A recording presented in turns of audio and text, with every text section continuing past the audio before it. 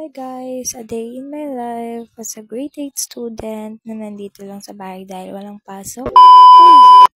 Diyan nga po ay nagsasampay na po kami para nga po mabilis matapos dahil Lunes na naman bukas.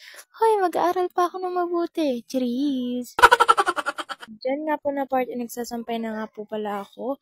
Tignan nyo nga naman po yung hangin kung gaano kalakas. Pero go, sampay pa rin tayo guys, hindi pwede.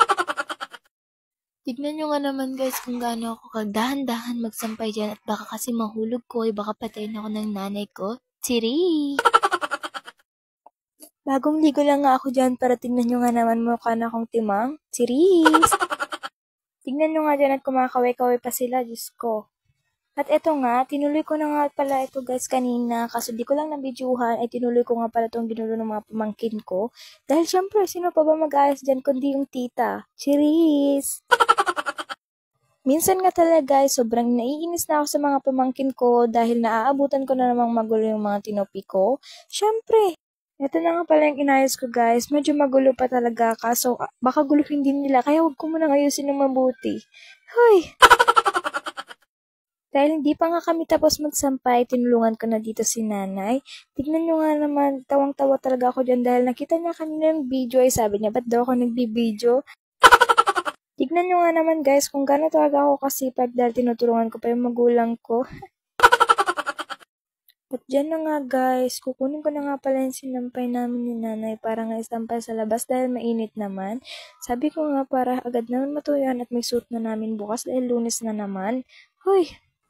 Diyan na nga pala, ay nagsasampay na nga po pala ako at magluluto pa po ako ng merienda namin dahil napagod kami lahat.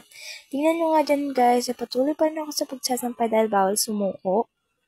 Ito na nga po pala yung kumote at agad ko na nga po palang hinugasan ito para nga mabuksan ko na at mahiwa para iluto ko na agad.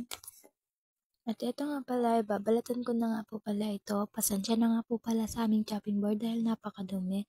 Hoy! At ito na nga guys, patuloy ko nga pala itong binabalatan para nga pala mahiwa ko na at mailuto ko na dahil gutom na ako. Hoy, walang ganun! At ito nga nabalatan ko na, tagad ko naman ng hiniwa. At ito guys, itinutulungan ako ng ate kong hiwain ito para mailuto na daw namin kaagad. Pakabait naman ng ate kong ito. Hoy! At yan na nga guys, patuloy kami sa paghiwa hanggang sa nahiwa na nga lahat. At sinindi ko na nga agad tong kalan at agad ko na nga palang nilagyan ng mantika. At agad na nga pala akong naglagay ng kamote para nga maprito na agad at makakain na din talaga kami. At eto nga guys, okay na kaya kinuha ko na din agad para makakain na din kami. At eto nga guys, naglagay na nga ulit ako at para maluto na agad at makakain na nga ulit kami. Tinignan ko nga yung niluluto ko ay kumukulo na. At eto nga naisipan kong tikman naman ito. Tinitikman ko talaga kung masarap. Ay all goods naman.